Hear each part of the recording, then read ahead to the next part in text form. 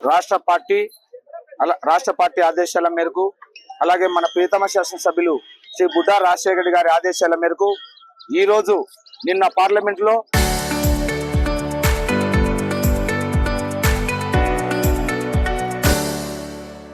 ఈ రోజు రాజ్యసభలో అమరావతి బిల్లు పాస్ అయిన సందర్భంగా రాష్ట్ర ప్రజలందరూ కూడా ఒక పర్వదినంగా చేసుకుంటున్నటువంటి ఈ రోజును మన ప్రియతమ శాసనసభ్యులు బుడ్డా రాజశేఖర రెడ్డి గారు ఆత్మకూరులో కూడా సంబరాలు చేసుకోవడం జరుగుతా ఉంది.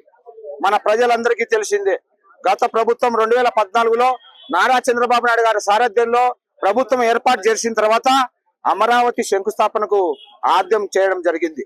ఆ టైంలో 2014 నుంచి 2019 వరకు అమరావతిని ఒక రూపు తీసుకొచ్చే సమయానికి రాష్ట్ర ప్రజలు వైసీపీ పార్టీకి అధికారం కట్టబెడితే ఆ 5 సంవత్సరాల్లో ఎక్కడైనా ఒక రాజధాని ఒకటి ఉంటుంది. కానీ ఆయన ఫైనాన్షియల్ క్యాపిటల్, అలాగే జ్యుడిషియల్ క్యాపిటల్, అలాగే పొలిటికల్ క్యాపిటల్ అని చెప్పి వైజాగ్ లో ఒక రాజధాని, విజయవాడలో ఒక రాజధాని, కర్నూలులో ఒక రాజధాని చెప్పి మభ్యపెట్టి 3 ముక్కలాట ఆడి రాష్ట్రాన్ని సర్వనాశనం చేయడం జరిగింది. అలా అని చెప్పి అది మొదలు పెట్టాడంటే ఏం లేదు, 10% కూడా మొదలు పెట్టినటువంటి పాపన పోలేదు. అలాంటిది నిన్న కూడా మాట్లాడుతున్నాడు, మన కూటమి ప్రభుత్వం ఏర్పడిన తర్వాత ఎక్కడైనా సరే రాష్ట్రాలకు రాజధాని లేదంటాడు. తెలంగాణ రాజధాని ఏది? హైదరాబాద్. మద్రాస్ రాజధాని ఏది?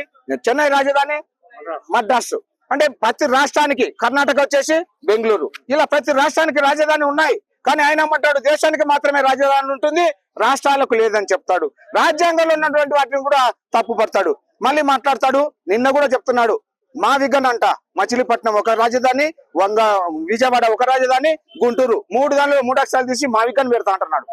ఇది ఏమనుకుంటున్నాడు? రాజ్యాంగం అంటే పిల్ల శాస్త్రాల? ప్రజలు ఇచ్చినటువంటి గవర్నమెంట్ మీరు ప్రభుత్వాన్ని ఏర్పాటు చేసేది ఎందుకు? రాజ్యాంగాన్ని అనుసరించి నీలెక్కటోళ్ళు ఎంతో మంది మహామహులు పోయినారు. దేశానికి స్వాతంత్రం తెచ్చినటువంటి మహానుభావులు, మీలాంటి మహానుభావులు వస్తారని చెప్పి రాజ్యాంగాన్ని రచించిపోయారు. లేకపోతే నీ సొంత రాజ్యాంగం కాదు ఇది. ఆ రాజ్యాంగం ప్రకారమే నడుచుకుంటున్నాం. రాజ్యాంగాన్ని తిరగరాస్తా అంటున్నాడు. పార్లమెంటులో, రాజ్యసభలో బిల్లు ప్రవేశపెట్టి ఈ రోజు అమరావతి చట్టబద్ధత చేసినటువంటి చరిత్ర కూటమి ప్రభుత్వానికి నారా చంద్రబాబు నాయుడు గారు, అలాగే జనసేన పవన్ కళ్యాణ్ గారు, నరేంద్ర మోడీ గారి సారథ్యంలో ఉన్నటువంటి బీజేపీ ప్రభుత్వం, ఈ 3 కూడా రాష్ట్ర అభివృద్ధి కోసం ఎంత తప్పిస్తున్నారో రాష్ట్రానికి అమరావతి కూడా అంతే ఇంపార్టెంట్. ఇతర దేశాల నుంచి పెట్టుబడులు రావాలంటే ముఖ్యంగా ఒక రాష్ట్రంలో క్యాపిటల్ ను చూస్తారు, అక్కడ ఉన్నటువంటి వసతులను చూస్తారు. అలాంటి సర్వ వసతులు ఏర్పాటు చేసి ఈ రోజు పార్లమెంటులో, రాజ్యసభలో అమరావతి బిల్లును ప్రవేశపెట్టడం జరిగింది. ఈ బిల్లును ప్రవేశపెట్టడానికి అందరూ పార్టీలు, దేశంలో ఉన్నటువంటి రాజకీయ పార్టీలు అందరూ సపోర్ట్ చేస్తే మన రాష్ట్రంలో ఉన్నటువంటి ప్రభుత్వాన్ని ఏర్పాటు చేసి అధికారాన్ని అనుభవించినటువంటి జగన్మోహన్ రెడ్డి గారి వైసీపీ బాయ్కాట్ చేస్తుంది. ఎంత సిగ్గుచేటైనటువంటి విషయం! ఇతర రాష్ట్రాల్లో ఉన్నటువంటి ప్రభుత్వాలు రాష్ట్రానికి క్యాపిటల్ ఇంపార్టెంట్ రా నాయన అని చెప్పి వాళ్ళే మద్దతు ఇస్తే మన రాష్ట్రంలో ఉన్నటువంటి పార్టీ బాయ్కాట్ చేస్తే ఎంత దారుణమో మీరు ఆలోచించాలి. ఇదందరూ కూడా రాష్ట్రంలో ఉన్నటువంటి మేధావులు, పెద్దలు, రాజకీయ నాయకులు, ఇతర రాష్ట్రాల్లో ఉన్నటువంటి వాళ్ళందరూ ఆలోచించాల్సినటువంటి విషయం ఇది. రాజ్యాంగం కల్పించినటువంటి రాజ్యాంగ హక్కులనే కాల రాస్తా అంటే ఏరే విధంగా ఎంతమంది వీళ్ళు న్యాయం చేస్తారో ఒకసారి ఆలోచించమని మిమ్మల్ని కోరుతున్నాం. సోదరులారా, ఈ రోజు ఆంధ్రప్రదేశ్ కు అమరావతిని చట్టబద్ధత కల్పించినటువంటి నారా చంద్రబాబు నాయుడు గారికి, అలాగే బీజేపీ పవన్ కళ్యాణ్ గారికి, నరేంద్ర మోడీ గారికి, దేశంలో అంటే ఎన్డీఏ కూటమిలో ఉన్నటువంటి అన్ని పార్టీలకు, మన శ్రీశైలం నియోజకవర్గ శాసనసభ్యులు బుడ్డా రాజశేఖర రెడ్డి గారి తరఫున, అలాగే శ్రీశైలం నియోజకవర్గ ప్రజల తరఫున ప్రత్యేక ధన్యవాదాలు తెలియజేసుకుంటూ, ఈ సంబరాలలో పాల్గొన్నటువంటి ప్రతి ఒక్క కార్యకర్తకు, నాయకునికి, తెలుగుదేశం, జనసేన, బీజేపీ కార్యకర్తకు, నాయకులకు బుడ్డా రాజశేఖర గారి తరఫున, అలాగే తెలుగుదేశం పార్టీ తరఫున ప్రత్యేకంగా కృతజ్ఞతలు తెలియజేసుకుంటున్నాం. చాలా సంతోషకర దినం.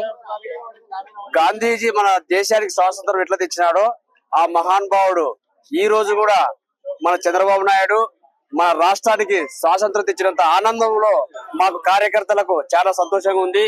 గత ప్రభుత్వంలో అరాచకం చేసి రాష్ట్రాన్ని 3 ముక్కలాటని చెప్పి సర్వనాశనం చేసినాడు. కాబట్టి మనకు ఈ రోజు ఎంతో పర్వదినంగా భావించి మా కూటమి ప్రభుత్వం ఈ రోజు చేసినందుకు ప్రతి ఒక్కరం కార్యకర్తలము బైకుల ర్యాలీలతో కోతులు వెలిగించి పటాసు కాల్చుకొని చాలా సంతోషకరంగా అందరము చేసుకుంటున్నాము. కాబట్టి ఇప్పుడు నుండి మన ఆంధ్రప్రదేశ్ స్వర్ణాంధ్రప్రదేశ్ గా వెలుగుతుందని చెప్పి ఆశిస్తూ ఈ రోజు ఇది ప్రపంచంలో కూడా ఎవరు చేయలేని ఘనత మన చంద్రబాబు నాయుడు కూటమి ప్రభుత్వం చేసింది. కాబట్టి ఈ రోజు ఎట్టి పరిస్థితుల్లో కూడా మళ్ళా మార్చలేని పరిస్థితికి తీసుకొచ్చిన మన చంద్రబాబు నాయుడుకి చాలా ధన్యవాదాలు తెలియజేసుకుంటున్నాం. పార్లమెంట్ లో బిల్లు అయితే కూడా ఈ రోజు జలగానే రాక్షస నాయకుడు ఈ రోజు మళ్ళా మేము మారుస్తామంటున్నాడు. కాబట్టి ప్రజలారా రాష్ట్రాన్ని మళ్ళా వస్తాడు, సర్వనాశనం చేయడానికి చూస్తాడు. కాబట్టి మనం ఇంకొకసారి అటువంటి రాక్షసులకు అవకాశం ఇవ్వకూడదు. మనము కూటమి ప్రభుత్వం కలిసికట్టుగా చేసుకొని రాష్ట్రాన్ని అభివృద్ధి చేసుకుందాం. ఇక్కడ మా బుడ్డా రాజశేఖర రెడ్డి కూడా ఏ విధంగా ఎమ్మెల్యే గారు ఏ విధంగా అభివృద్ధి చేస్తున్నాడో కాబట్టి మన అందరం కూడా చూసుకొని కూడా మళ్ళా కూడా మన ఎమ్మెల్యే గారిని గెలిపించుకోవాలి. మన కూటమి ప్రభుత్వం తెచ్చుకొని అందరం బాగా మన రాష్ట్రాన్ని బాగుపరుచుకొని స్వర్ణాంధ్రప్రదేశ్ చేసుకుంటామని ఆశిస్తూ ప్రతి ఒక్కరికి ఇక్కడికి వచ్చిన అందరికీ పేరు పేరున ధన్యవాదాలు తెలియజేసుకుంటూ సంతోషాన్ని వ్యక్తం చేస్తున్నా. 3 రాజధానులు అని చెప్పేసి కల్లబొల్లి మాటలు చెప్పి రాష్ట్ర ప్రజలను రాజధాని లేకుండా ఏ వారికి ఆంధ్ర వాళ్ళకి రాజధాని దిక్కు లేకుండా చెప్పేసి మోసం చేసి అందరినీ మొగ్గబెట్టిన జగన్మోహన్ రెడ్డి దెబ్బకి అంత బస్టైన పరిపాలన నడిపించిన ముఖ్యమంత్రి ఎవరంటే వైఎస్ఆర్ పార్టీ జగన్మోహన్ రెడ్డి. ఈ రోజు ప్రజా పరిపాలన మన చంద్రబాబు నాయుడు గారు అలాగే కూటమి ప్రభుత్వం అందరూ కూడా కలిసి ఇలాంటి శక్తులు దుష్ట శక్తులు ఉంటాయి, మళ్ళీ ఏదైనా చేయొచ్చు, ప్రభుత్వాలు వస్తా ఉంటాయి పోతా ఉంటాయి, కానీ రాజధాని మాత్రము రాష్ట్ర ప్రజలకు ఒకటే ఉండాలా. అభివృద్ధి జరగాలంటే రాజధాని ఉండాలా. రాజధాని ఉంటే అందరు ప్రజలు కూడా ఏ పరిపాలన సాగుతా ఉంటది. అది కాకుండా ఆడ నుంచి ఎం తీసుకోండి ఇటు నుంచి వి తీసుకోండి అనే పిచ్చి జగన్మోహన్ రెడ్డి గారికి పిచ్చి ముదిరిపోయింది. మళ్ళీ కూడా అదే ఇంత జరిగినా కూడా పార్లమెంట్ లో బిల్లు పెట్టి రాజస్థాన్ లో రాజ్యసభలో పెట్టి ఇన్ని చేస్తే కూడా అతని ద్వంద్వ వైఖరి మారడం లేదు. మళ్ళీ ఏమంటున్నాడు, మేము వస్తే మళ్ళీ కూడా మనం పెట్టి కేబినెట్ పెట్టి మేము చేస్తాం కదా అనే విధంగా మాట్లాడుతున్నాడు. ఆ విధంగా ఎవరు కూడా మాట్లాడకూడదు. రాష్ట్ర ప్రజలు చాలా సంతోషంగా ఉన్నారు. ఈ రోజు అందరు కూడా పండుగ దినోత్సవంగా మారిపోయింది. రాజధాని అనేది ముఖ్యం. రాజధానులు 3 చేస్తాం 4 చేస్తాం అని చెప్పేసి తప్పుదోవ పట్టించి ప్రజలను నాశనం చేసిన వైఎస్ఆర్ పార్టీ గవర్నమెంట్ రాక్షసత్వం కాలిపోయింది. వాళ్ళ ప్రభుత్వం అనేది ఇంకా వచ్చే ప్రసక్తి లేదు. మళ్ళీ చంద్రబాబు నాయుడు గారు అఖండ మెజార్టీతో మళ్ళీ గెలుస్తాం. అందరూ కూడా ప్రజలు క్షేమంగా ఉంటారు, అభివృద్ధి కార్యక్రమాలు జరుగుతాయి, అలాగే సంక్షేమాలు యథావిధిగా అన్ని జరుగుతాయని చెప్పేసి ఈ సభాముఖంగా తెలియజేస్తున్నాం. విద్యార్థులకు క్వశ్చన్ పేపర్లలో కూడా మార్కు వచ్చేటట్లా అంటే ఆంధ్రప్రదేశ్ కు రాజధాని లేదు అని క్వశ్చన్ మార్క్ లో వాళ్ళు రాస్తే వాళ్లకు మార్కులు వచ్చినాయి. అటువంటి నీచ స్థాయికి ఆంధ్రప్రదేశ్ దిగజార్చి అమరావతికి ల్యాండ్ ఇచ్చిన రైతులు నిరాహార దీక్షలు 360 రోజులు చేస్తే అదే రోడ్డు మీద నుంచి నా పోయి గ్లాసులు ఎక్కించుకొని కనీసం వాళ్ళకి వెళ్ళి గ్లాసులు దించి కూడా పరదాల వెనక ఉండి చూడకుండా రాజధాని రైతులకు కూడా ద్రోహం చేసి వాళ్ళకి అల్లకల్లోలం చేసి బంగారు పండే చేన్లను రాజధాని కోసం వాళ్ళు త్యాగం చేస్తే అటువంటి త్యాగం చేసిన వాళ్ళు కనీసం రోడ్డు దిగి వాళ్ళను పరామర్శించిన పాపన పోలే. పక్కన ఎవరన్నా 4 అంగన్వాడీ కార్యకర్తలు స్ట్రైక్ చేస్తుంటే ఎమ్మెల్యే గారు మినిస్టర్ గారు దిగి ఏం మీ సమస్యలేని అడుగుతారు.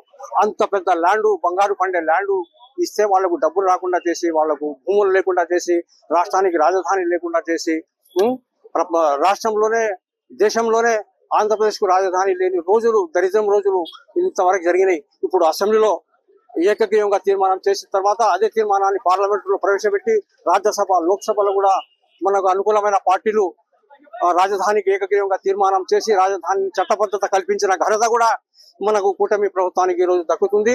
మనం అందరం కూడా సగర్వంగా తల ఎత్తుకొని ఈ రోజు రాజధాని మనకు అమరావతి ఉందని చెప్పి చెప్పుకునే ధైర్యం కల్పించిన నాయకులు మన చంద్రబాబు నాయుడు కానీ మన మోడీ గారు కానీ మన పవన్ కళ్యాణ్ గారు కానీ మన కూటమి ప్రభుత్వానికి సమర్థించినటువంటి అన్ని పార్టీలు కానీ లాస్ట్ కు బద్ద శత్రువైన కాంగ్రెస్ పార్టీ ఎంపీలు కూడా దీనికి అనుకూలంగా రాజధానికి అనుకూలంగా ఓటేయడం జరిగింది.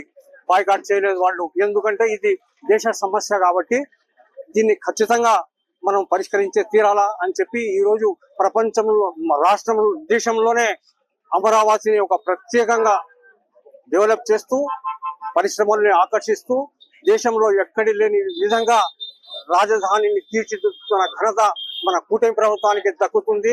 దీంట్లో ఎటువంటి అతిశక్తి లేదని చెప్పి కూడా నేను సభాముఖంగా మనవి చేసుకుంటున్నాను. ఈనాటి ర్యాలీకి వచ్చిన మన జనసేన మన కూటమి నాయకులకు, కార్యకర్తలకు, ప్రజలకు, ప్రతి ఒక్కరికి కూడా ఈ సందర్భంగా నేను హృదయపూర్వక కృతజ్ఞతలు తెలియజేసుకుంటూ ఇంతతో నా ఉపన్యాసాన్ని ముగిస్తున్నాను. జై కూటమి ప్రభుత్వం.